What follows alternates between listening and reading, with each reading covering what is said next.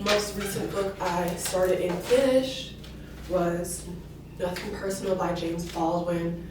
I've been super into James Baldwin recently. I would consider him one of my favorite authors, and more importantly, one of my favorite ancestors, as I like to call it.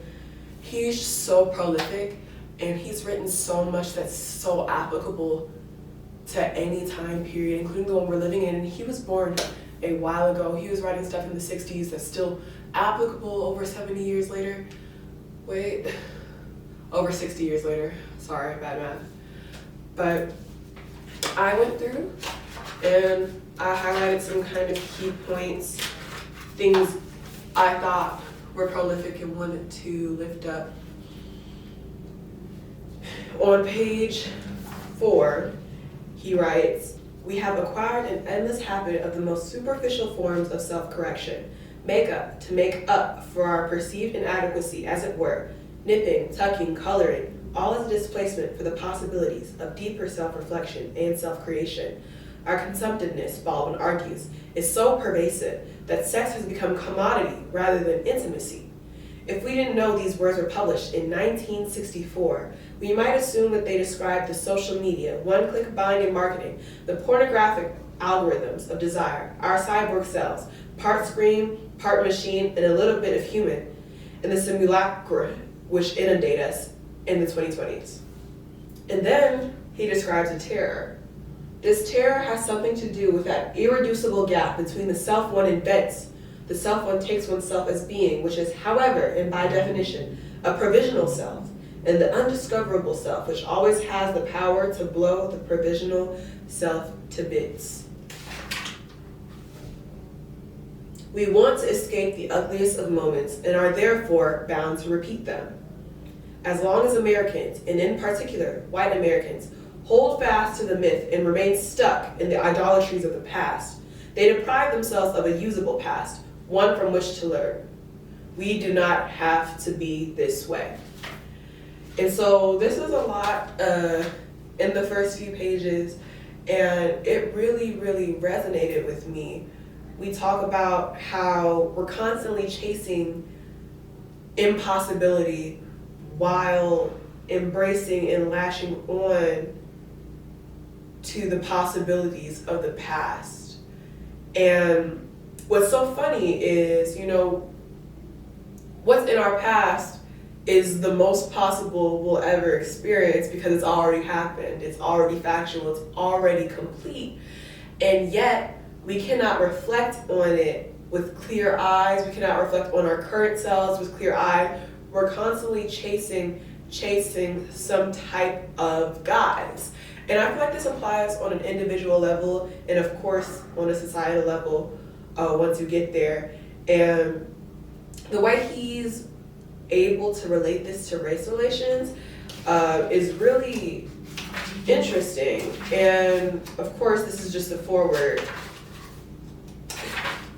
And it goes on to say some more deep stuff on the same topic. "The country was settled by a desperate, divided, and rapacious horde of people who were determined to forget their pasts and determined to make money." And so, against popular opinion, against what we're taught, or the way we're taught, this country, the United States of America, was settled by immigrants, people who are running away from their land, who are running away from their poverty, running away from their religious persecution. They wanted to chase new possibility, new life. They wanted to make money. And goes on to say that, our current race relations include class wars, of course, but even internal wars for people in the same class, lower class, working class, white people, and their perceived beef or opposition with black people. And it writes here, "2 world wars and a worldwide depression have failed to reveal to this poor man that he has far more in common with the ex-slaves whom he fears than he has with the masters who oppress them both for profit." And this goes along with,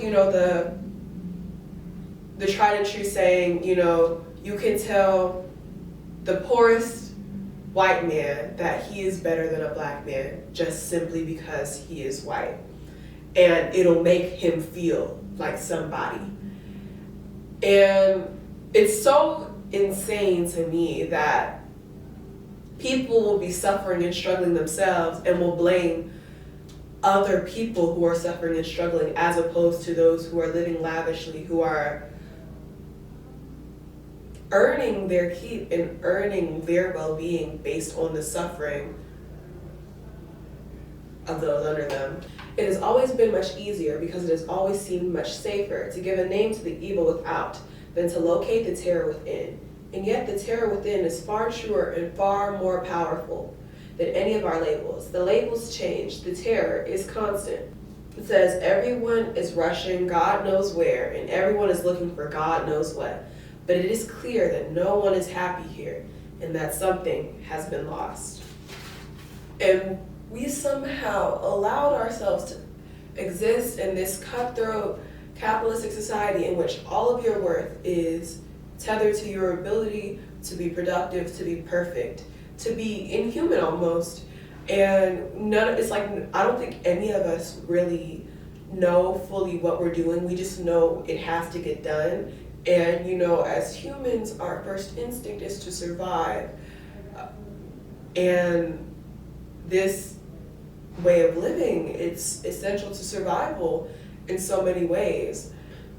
Baldwin writes, nothing more sinister can happen in any society to any people. And when it happens, it means that the people are caught in a kind of vacuum between their present and their past. The romanticized, that is, the malign past, in the denied and dishonored present. It is a crisis of identity. And it's because no matter how traumatizing the past is, it's safe. It's something we can reflect on with certainty of what happened, how it started, how it ended, how it progressed. The present and the future are so much more up in the air, but no matter how bad your past was, you can always pick the good bits out of it and be sure that the good bits are the good bits. And this is what he talks about when he says a romanticized past. It's so much easier to pick the good bits out of the past than to pick the bad bits out of your present and to try to be better, to try to do better, try to be different. Change is really, really difficult, not only on an individual level, but especially on a societal level. It's so difficult to paradigm shift, and we see this with so many different things. And Baldwin, of course, he's talking about this social order of capitalism, the social order of hierarchical power, and he's calling it sinister, which I agree with. And then he considers Black people and Black men especially to be strangers in American society. We are the outsiders. We were the things plucked up and brought in for the whole to work, but we are not parts of the whole. And so he says, the America of my experience has worshipped and nourished violence for as long as I have been on earth. The violence was being perpetrated mainly against Black men, though, the strangers, and so it didn't count. But if a society permits one portion of its citizenry to be menaced or destroyed, then very soon no one in the society is safe. And this is what I always say, no one person is free until we are all free. People think that the suffering of somebody else means they are safer. It means the attention is on them. I can mind my business. I can stay alive. I can survive. Because again, as I said before, our first instinct as people is to survive. We see threats to our survival. We aim to mitigate them. And so we see other people or other types of people as threats to our survival. And so in that, we think that the subjugation and manipulation of certain groups of people makes us safer. And this is what I always say, when we're looking at even international conflicts, like what's happening in Palestine, what's happening in Congo, all of these things affect us when we create a cultural norm that the perpetuation of violence against certain groups of people is acceptable based on things like religion, based on things like race, based on things like sexuality. When we say that is acceptable, we're saying it's acceptable to vilify people for being different. And newsflash, everybody is different from another in some way or another. And so that just extremifies our, I guess, human nature to find differences, to find ways that we are superior to others, the ways others are inferior to us, and to therefore subjugate them because of that. Like, if we keep on with this, there will be nobody left on earth. It says, but we are unbelievably ignorant concerning what goes on in our country, to say nothing of what goes on in the rest of the world, and appear to have become too timid to question what we are told. Our failure to trust one another deeply enough to be able to talk to one another has become so great that people with these questions in their hearts do not speak them. Our opulence is so pervasive that people are afraid to lose whatever they think they have, persuade themselves of the truth of a lie, and help disseminate it. And God help the innocent here, that man or woman who simply wants to love and be loved. And it's saying, we are shrouded in such a society of perceived freedom. We have all these nice things, especially in relativity to what other people have going on. We are living very, very well. And because we think we have so much to lose, we are afraid to change. We're afraid to be different. We're afraid to be better. And it says, and God help the innocent here, that man or woman who simply wants to love and be loved. That's everybody's goal at the end of the day. And I think if you keep that at the top of your mind, none of this other stuff matters. You don't feel that competitive mindset. You don't feel that urge to conquer, to overcome. You don't feel the fear of loss. Unless this would-be lover is able to replace his or her backbone with a steel rod, he or she is doomed. There is no place for love. This is not a society in which love can thrive, and it's getting worse. A lot of people have raised concerns about the dating pool now, and the low marriage rates, and just the lack of desire for commitment we experience in our day-to-day lives. And it's because of this opulence we're dealing with. When you're given a set of cards that says achieve, achieve, achieve on a personal level and disregard everybody else and their needs and your own needs for love as well, you discard it. You toss it to the side. It's no longer important to you. And unfortunately, I think it's not an issue that, gets to a certain point and levels out. It keeps growing and growing and growing until it becomes untenable anymore, until something completely new has to come and replace it. And, in short terms, is, late stage capitalism. The best that can be said is that some of us are struggling. And what we're struggling against is that death in the heart, which leads not only to the shedding of blood, but which reduces human beings to corpses while they live. And this is one of my favorite quotes of the whole book. Reduces human beings to corpses while they still live. We are not able to experience the full breadth of life because we are so caught up in delusion and competition and lying to ourselves about who we are, what we're capable of. And wow. It is a fearful speculation, or rather a fearful knowledge, that one day one's eyes will no longer look out on the world. One will no longer be present at the universal morning roll call. The light will rise for others, but not for you.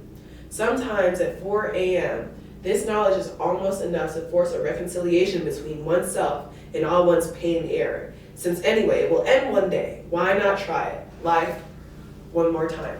And I feel like the interesting thing here is that it says it's almost enough to make us change. It's never enough. Death itself is usually what's enough to make us truly desire to change. And that's why a lot of people say, after they get cancer, after they get some kind of life-threatening illness, after somebody they love the most in this life dies, is when they finally get the wake-up call to start living their life without fear and with abandon.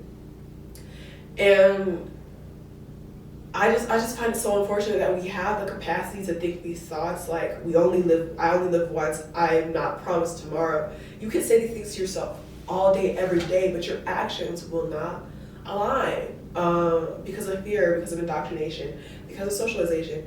And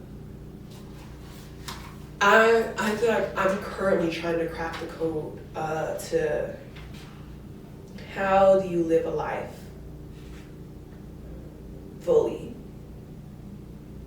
being that this is the first life that you've ever lived. And this is the only life you'll ever live. Like, that's so heavy to think about. No one has one to give. The very word no longer conveying any meaning in any way. Nothing is more vivid in American life than the fact that we have no respect for our children, nor have our children any respect for us. By being what we have become, by placing things above people, we broke their hearts early and drove them away. And it's so interesting to me when I see babies and when I see children. I'm like, you are nothing but joy right now. You're nothing but possibility. But surely somebody will break you down. Either these people who are supposed to raise you will mess you up in some kind of way. The people around you who were raised by people, broken people, will break them in some way, and they'll break you in some way. It's just like an ever-ending cycle of broken possibility. And we're all adults trying to get back to our child selves, to our magic, anything is possible, everything is wonderful kind of world. But it's so impossible in the framework we've created. We grow to be adults who perpetuate that same kind of oppression and who raise these same mistrustful, disrespectful children. And it's like we can never figure out what we've done wrong. It says, we have, as it seems to me, a very curious sense of reality, or rather perhaps I should say, a striking addiction to irreality. How is it possible, one cannot but ask, to raise a child without loving the child?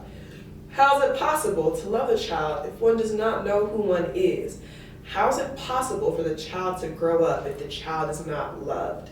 Children can survive without money or security or safety or things, but they are lost if they cannot find a loving example, for only this example can give them a touchstone for their lives.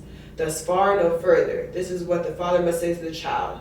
If the child is not told where the limits are, he will spend the rest of his life trying to discover them. For the child who is not told where the limits are knows, though he may not know he knows it, that no one cares enough about him to prepare him for his journey.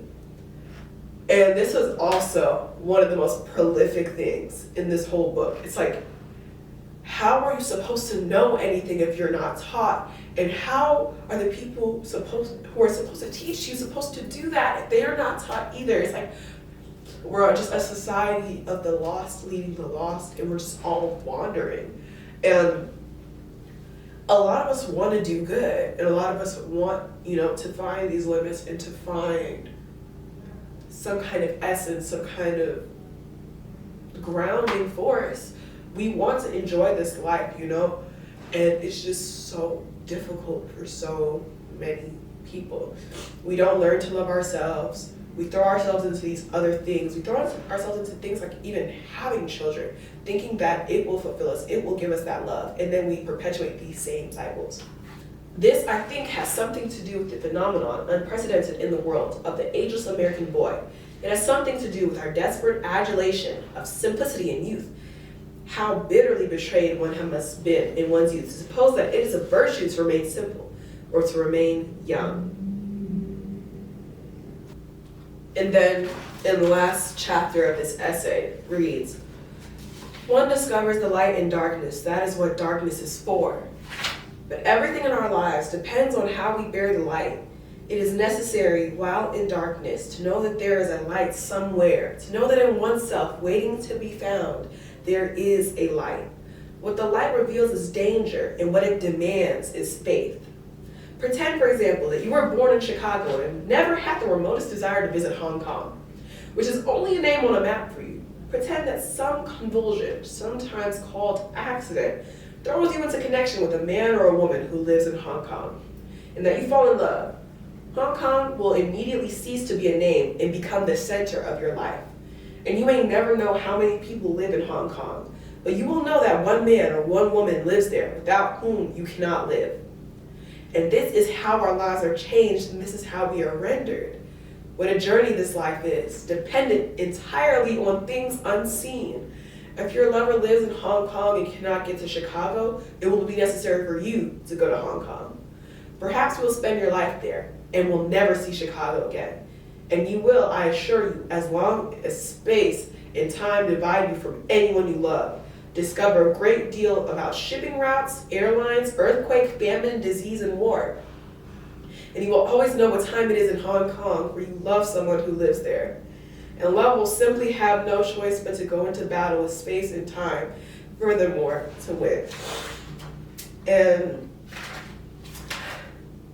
this is just such a great way to end this essay, novel, whatever the case may be, because it says, like, to sum all of this up, to solve this problem that's been stated, this huge problem, the answer is simple as love, and embracing love, and acknowledging that love will make us, it makes us better, it makes us know more, it makes us smarter, it makes us more adventurous, it makes us more courageous, it makes us ignore fear more. And I think out of everything I took from this Hong Kong analogy, where it's like something that means so little to you could mean the world to you given the right circumstances and given, you know, the right feelings it gives you in your life. And that's just so prolific and so wonderful. And I try to live like that, you know? The smallest, most seemingly insignificant things could mean so much to you, could mean so much to someone you love. And I think it helps you go through the world with clear eyes and open eyes. Like, and at any moment I could be encountering something that changes me forever. And I think that's really beautiful.